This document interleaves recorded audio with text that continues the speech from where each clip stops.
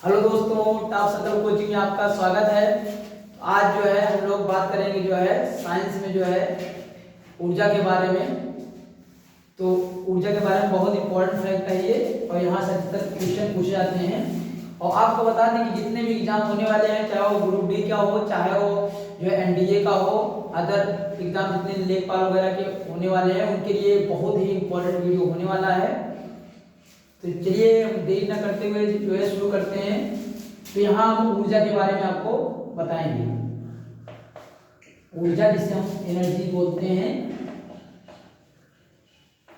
Energy. तो हम लोग जानते हैं कार्य करने की क्षमता को ही ऊर्जा कहते हैं। यह है परिभाषा इसकी, कार्य करने की क्षमता को ही ऊर्जा कहते हैं। और ऊर्जा के बिना जो है संसार अधूरा है। तो आप जानते हैं ऊर्जा जो है, चाहे वो सौर ऊर्जा हो, चाहे पवन ऊर्जा हो, चाहे जो भी ऊर्जा हो, ऊर्जा के विभिन्न स्वरूप हैं। चाहे गतिज ऊर्जा हो, चाहे स्थितिज ऊर्जा हो, चाहे आंतरिक ऊर्जा हो, तो बहुत सारी एनर्जी हैं, ऊर्जा हैं। यहाँ हम बात करेंगे जो है वो हम बात करेंगे स्थितिज ऊर्जा और गतिज ऊर्जा पे स्पेशल, और यांत्रिक ऊर्जा पे। ये दोनों बहुत इंपॉर्टेंट है। तो ऊर्जा आप समझ लीजिए, इसकी परिभाषा कार्य करने की क्षमता को ही ऊर्जा कहते हैं। चलिए इसमें देखते हैं। सबसे पहले हम लोग देखते हैं स्थितिज ऊर्जा के बारे में। स्थितिज ऊर्जा के बारे में, स्थितिज ऊर्जा। तो स्थितिज ऊर्जा होता है जिसे हम लिखते हैं, स्थितिज ऊर्जा बराबर होता है mgh होता है। तो mgh होता है। अब पहले बता देते हैं स्थितिज ऊर्जा होता क्या है। स्थितिज ऊर्जा होता है किसी वस्तु जब स्थिर होती है, उसके कारण जो उसमें एनर्जी होती है उसी बोलते हैं स्थितिज ऊर्जा। जैसे मान लो कहीं ऊंचाई पर जल स्थिर है, तो ऊंचाई पर अगर जल स्थिर है किसी पर्वत पे, और वो जो है उसमें स्थितिज ऊर्जा है, और जब झरने से गिरता है तो वो गतिज ऊर्जा में बदलता है। अगर कोई ऊंचाई पर कोई व्यक्ति खड़ा है तो उसमें भी स्थितिज ऊर्जा है। तो ऊंचाई पर कोई वस्तु होती है तो उसमें क्या होता है, स्थितिज ऊर्जा होती है। तो इसलिए यहाँ यह दिखाया गया है, इसका मतलब है ऊंचाई से, और इसका मतलब होता है हाइट। और यहाँ जी है, जी का मतलब होता है त्वरण से, और यह है गुरुत्वीय त्वरण, गुरुत्वीय त्वरण। और इसका मान जो होता है वो होता है 9.8 मीटर प्रति सेकंड स्क्वायर होता है। और यहाँ है यम है, यम का मतलब है द्रव्यमान, यानी इसका मास है, जो वस्तु कितनी ऊंचाई पर स्थित है। तो कोई वस्तु कितनी ऊंचाई पर स्थित है उसका द्रव्यमान है यम, और गुरुत्वीय त्वरण जी है, जो पृथ्वी द्वारा बल लगाया जाता है, वो 9.8 मीटर प्रति सेकंड स्क्वायर है, ये ऊंचाई है। तो आप समझ गए होंगे ये स्थितिज ऊर्जा का फार्मूला है। कोई वस्तु ऊंचाई पर स्थित है, कितनी उसकी एनर्जी होगी उसके लिए फार्मूला है। इसको पोटेंशियल एनर्जी बोलते हैं इसको इंग्लिश में। तो हम यहाँ देखेंगे, पहले आप समझ गए होंगे कौन सा चीज क्या है इसमें। अब इसमें आपको जो है बताते हैं इसमें कि कब कब ये ऊर्जा बढ़ेगी, कब घटेगी। तो यहाँ हम देख रहे हैं पोटेंशियल एनर्जी जो है कि अगर इसमें द्रव्यमान बढ़ता है तब इसकी क्या हो जाएगी, द्रव्यमान बढ़ता है तो इसकी जो है स्थितिज ऊर्जा भी बढ़ेगी।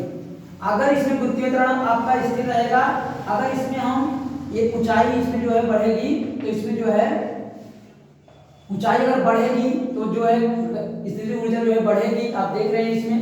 और जब ऊंचाई घटेगी तो स्थितिज ऊर्जा भी घटेगी। कहने का मतलब कोई वस्तु अगर ऊंचाई पर जा रही है तो उसकी स्थितिज ऊर्जा बढ़ती जाएगी, अगर वो नीचे आ रही है तो उसकी स्थितिज ऊर्जा जो है घटती चली जाएगी।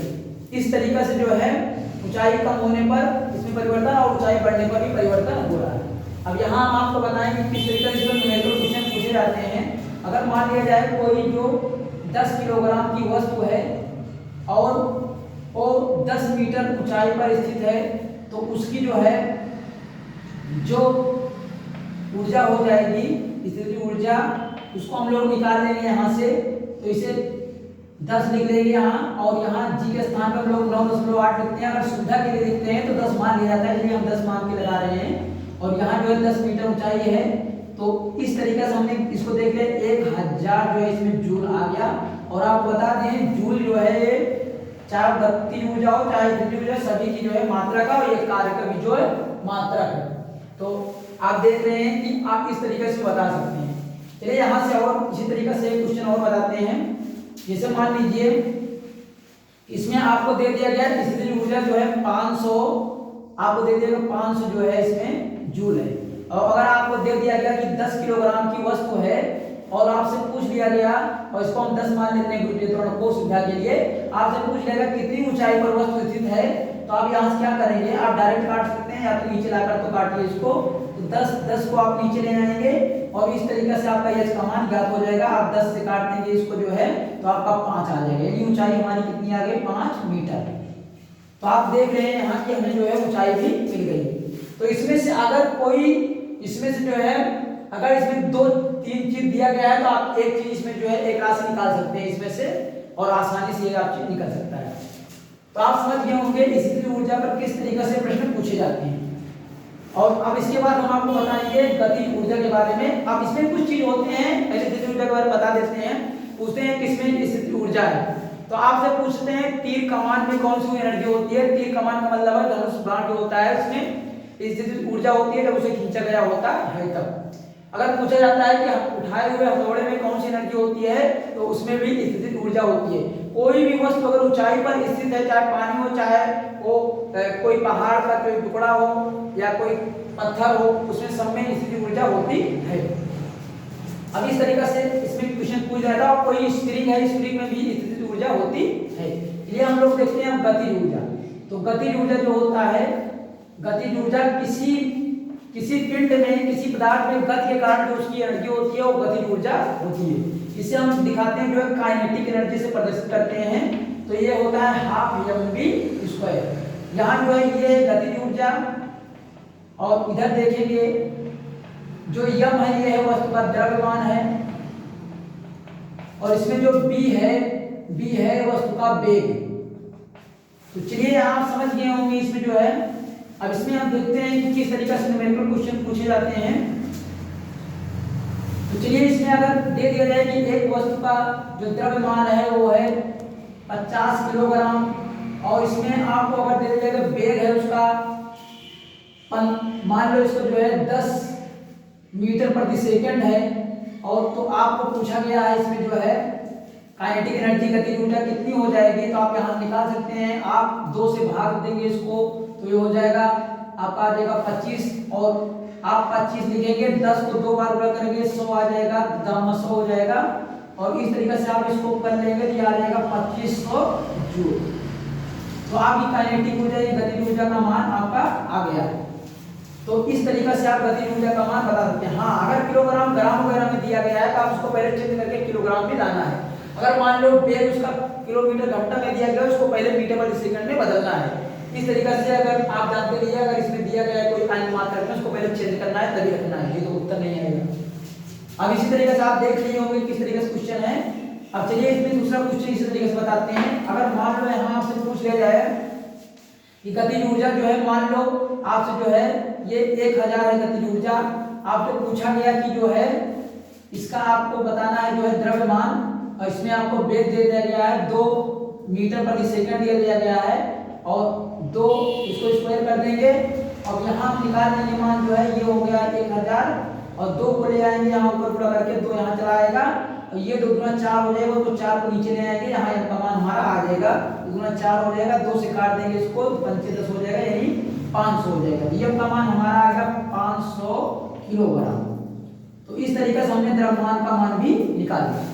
अब इसी तरीके से अगर हमें b का मान निकालना है तो हम लोग कैसे निकालेंगे, चलिए b वाला भी देख लेते हैं, b कैसे हमारा मान निकलेगा।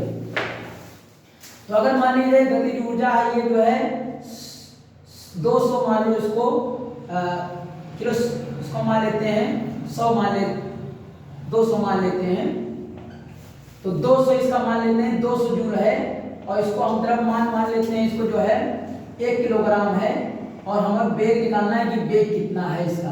तो इसके क्या करेंगे, 2 से गुणा करेंगे, ये हो जाएगा 400 इधर, और हमें 1 लाइन नीचे, कोई जरूरत नहीं है लाने की, क्योंकि 1 ही है। अब b इसको हम स्क्वायर को इधर लाएंगे तो रूट बन जाता है, और हम इसका वर्गमूल ले लेंगे, ये 400 का हो जाएगा जो है इसका हो जाएगा 20। तो हमें वेग जो आ गया हमारा जो है 20 आ गया, यानी 20 मीटर प्रति सेकेंड। हमने 3 तरीका से आपको क्वेश्चन इसमें बताया। अगर आपको गतिज ऊर्जा ज्ञात करनी है तो आप निकाल सकते हैं, द्रव्यमान और वेग भी आप निकाल सकते हैं।